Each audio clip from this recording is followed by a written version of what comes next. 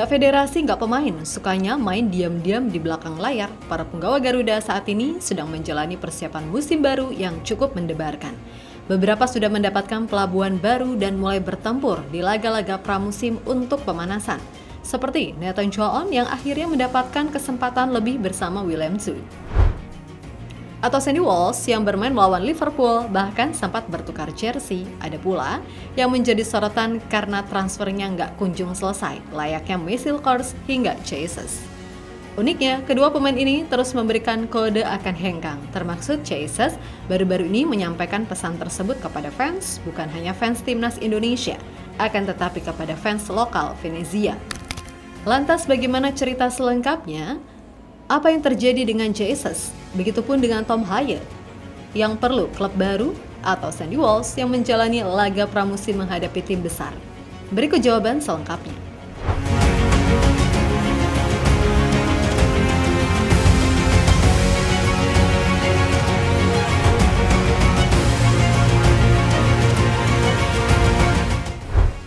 Jelang dimulainya musim 2025-2026 yang diprediksi bakal banyak kejutan, para penggawa Garuda justru bergerak sunyi. Bukan bersembunyi, tapi lebih kepada menyiapkan kejutan. Di saat spotlight media menyala terang ke bintang-bintang besar dunia, diam-diam anak-anak bangsa tengah menyusun puzzle masa depannya. Ada yang mulai berlari dari titik nol, ada yang menunggu lompatan besar, dan ada pula yang siap pamit dengan penuh rasa cinta. Sebut saja Jesus dan Michael Kors. Dua bek tengah masa depan Indonesia ini bukan cuman menjadi andalan di lini belakang skuad Garuda, tapi juga menjadi buruan panas di bursa transfer. Tapi tunggu dulu, kenapa mereka tiba-tiba ingin hengkang? Bukan soal gaji, tapi soal nyali. Penting untuk dicatat keinginan pemain seperti Jay dan Mace untuk pindah klub bukan karena mereka tidak nyaman, bukan pula karena tidak punya tempat di klubnya sekarang. Sebaliknya, mereka sudah berada di zona yang nyaman. Sangat nyaman. Che bahkan adalah kapten tim dan Mace masih jadi pilihan utama di lini belakang FC Twente. Namun seperti yang sering diucapkan para legenda, jika kamu nyaman maka tidak akan berkembang. Ini bukan sekedar klise, tapi prinsip hidup para pemain yang lapar akan tantangan. Bagi pemain yang benar-benar ingin berkembang, zona nyaman adalah musuh terbesar dan saat itulah insting seorang petarung muncul. Che tahu bahwa terus bertahan di Venezia bisa jadi membuatnya stagnan. Sementara Mei sadar jika terus menunggu tawaran yang datang tanpa dorongan, dia bisa kehilangan momentum emasnya untuk naik kelas ke klub besar. Apalagi usianya kini berada di titik emas, waktu yang tepat untuk mencetak sejarah baru. Mereka ingin lebih, ingin melawan striker top Eropa setiap minggu, ingin merasakan tekanan main di stadion-stadion besar Eropa, ingin membuktikan bahwa paspor Indonesia bisa bersinar di kasta tertinggi. Dan untuk itulah mereka tidak lagi bisa menunggu. Kita mulai dari Mace, pemain yang sempat bikin heboh karena proses naturalisasinya ini kini tengah menghadapi teka-teki masa depan. FC Twente belum secara resmi menerima tawaran konkret, tapi rumor sudah bertebaran. Nama-nama klub yang meminatnya tidak main-main. Valencia, Sevilla, Feyenoord, semuanya punya sejarah besar di Eropa. Namun sayang, hingga detik ini belum ada yang melakukan tawaran resmi ke Twente. Klub asal Belanda tersebut tahu betul nilai Mace. Maka pantas saja jika Twente enggan melepasnya murah. Mereka tidak buru-buru, tapi Mace juga menunjukkan tanda-tanda kegelisahan.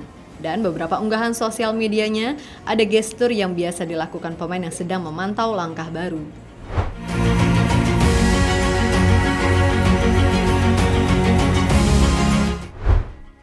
Sementara itu di kota penuh kanal dan jembatan romantis, Jesus mengucapkan kalimat yang memicu tanda tanya bahwa ia bahagia di sini, tapi sesuatu bisa saja terjadi. Sebuah kalimat sederhana, tapi ini diucapkan oleh seorang kapten di hadapan fans di momen peluncuran jersey tim. Ia memberikan pesan yang lebih dari sekedar basa-basi. Itu adalah salam pamit yang dibungkus dalam elegansi. Saya Kapten Venezia dan saya senang berada di sini. Semua orang tahu bahwa ada bursa transfer dan sesuatu selalu bisa terjadi. Kita lihat saja nanti. Saya di sini dan saya bahagia. Tapi jika saya bertahan di sini, saya senang dan saya akan membela Venezia. Saya katakan kepada mereka, ini mungkin kota terindah di dunia. Kata Jesus dikutip dari Tutto Venezia Sport dalam sesi memperkenalkan jersey baru kepada fans klub. Pernyataan tersebut seperti menjadi sinyal pamit di depan penggemar Venezia, langsung membuka peluang besar bahwa Itzhak tidak menutup kemungkinan hengkang bila ada tawaran yang menggiurkan datang selama bursa transfer musim panas ini. Meskipun begitu, Itzhak tahu betul bagaimana menjaga hubungan baik dengan klub dan supporter. Ia tidak ingin kepergiannya menjadi luka, tapi kenangan manis.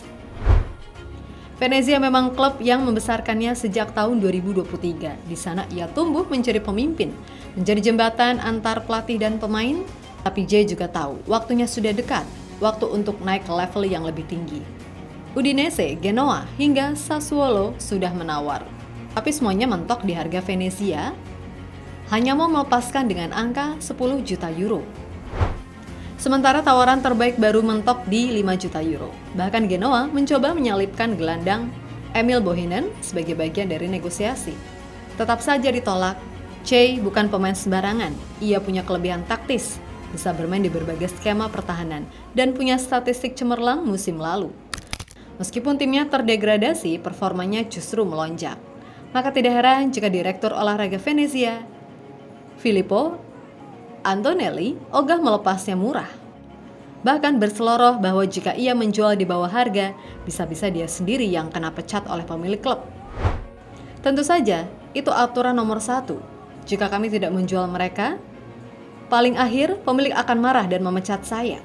Tetapi setidaknya tim akan aman. Ungkap Dirtek Venezia, Filippo Antonelli, dilansir dari Goal.com.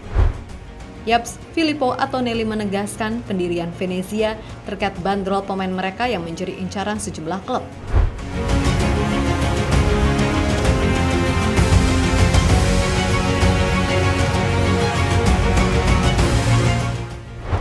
Lanjut ke Tom Haye. Berbeda dari Jay dan Mace yang jadi rebutan, El Profesor justru seolah berjalan sendirian.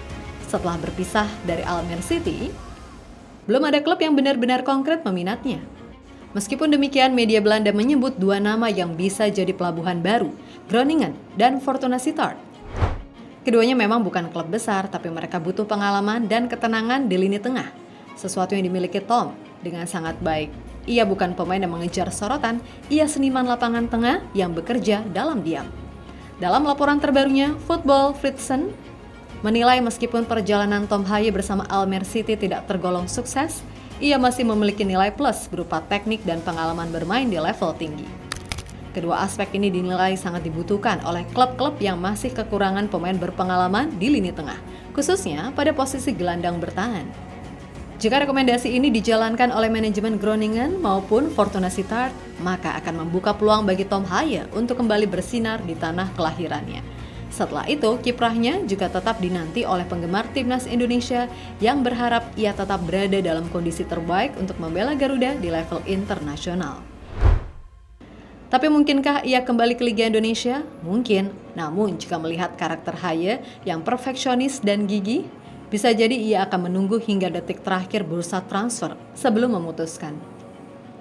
Haye biasanya bakal berjuang mencari klub baru sampai menjelang bursa transfer musim panas ditutup, yakni sekitar 1 September 2025. Sebelum mendekati tanggal tersebut, Tom dipastikan bakal terus berusaha mencari klub paling tepat untuk melanjutkan karir di Eropa. Ia bukan sosok yang mudah menyerah dalam mencari pelabuhan baru.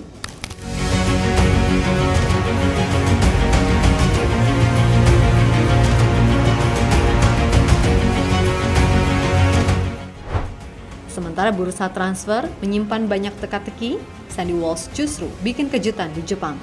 Dalam laga uji coba antara Yokohama F. Marinos melawan Liverpool, Sandy tidak hanya tampil solid di lini belakang, tapi juga mencuri hati publik setelah bertukar jersey dengan Alexis McAllister. Ya, pemain timnas Argentina sekaligus juara dunia itu. Yang bikin momen tersebut makin manis adalah cara mereka bertemu. Sandy sempat titip pesan ke Wataru Endo, berharap bisa dapat jersey dari McAllister. Tapi ternyata justru McAllister yang lebih dulu mencari Sandy. Ia sampai masuk ke ruang ganti lawan untuk menemui pemain berdarah Indonesia Belgia tersebut. Momen yang sangat hangat, tulus, dan penuh hormat. Dalam obrolan singkat mereka, McAllister bahkan menanyakan langsung, "Are you really Indonesian?" Dengan senyum tegas, Sandy menjawab, "Yes, I am." Sebuah kalimat sederhana yang bikin jutaan netizen Indonesia merasa bangga bukan main.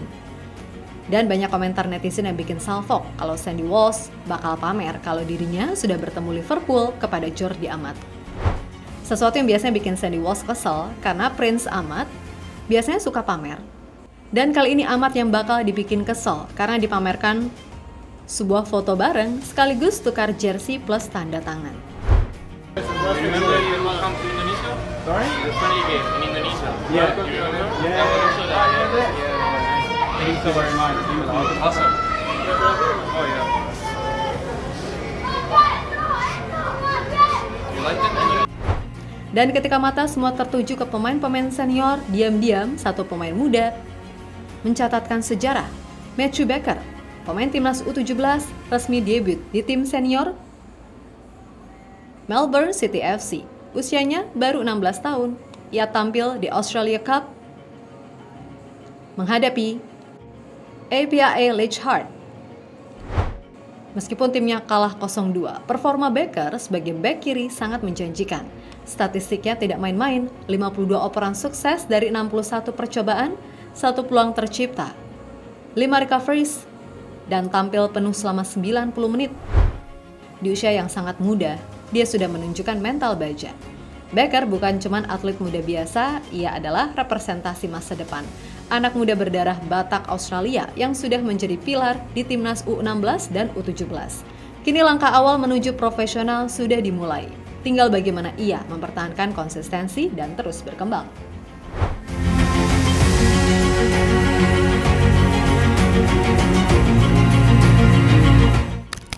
Pada intinya dunia sepak bola memang tidak melulu soal gemuruh stadion dan gegap gempita sorotan media. Kadang langkah paling berani justru lahir dalam keheningan. Dalam senyum pamit Jesus, dalam kode-kode gelisah Michael Kors, dalam ketenangan Tom Hayem mencari pelabuhan baru atau bahkan dalam momen Sandy Walsh menukar jersey dengan juara dunia. Mereka semua sedang menapaki babak baru dalam hidupnya dengan cara masing-masing, tidak melulu harus dramatis tapi penuh makna. Dan ketika generasi muda seperti Matthew Baker mulai mencicipi panggung senior, kita tidak hanya melihat masa kini, tapi juga mengintip masa depan. Masa depan yang mungkin lahir dari peluh diam-diam, tapi menyimpan kejutan yang luar biasa. Karena bagi para pemain Garuda, diam-diam bukan berarti tidak bergerak. Justru dari sanalah datang ledakan-ledakan kejutan yang membuat kita para pecinta sepak bola Indonesia tidak pernah kehabisan harapan.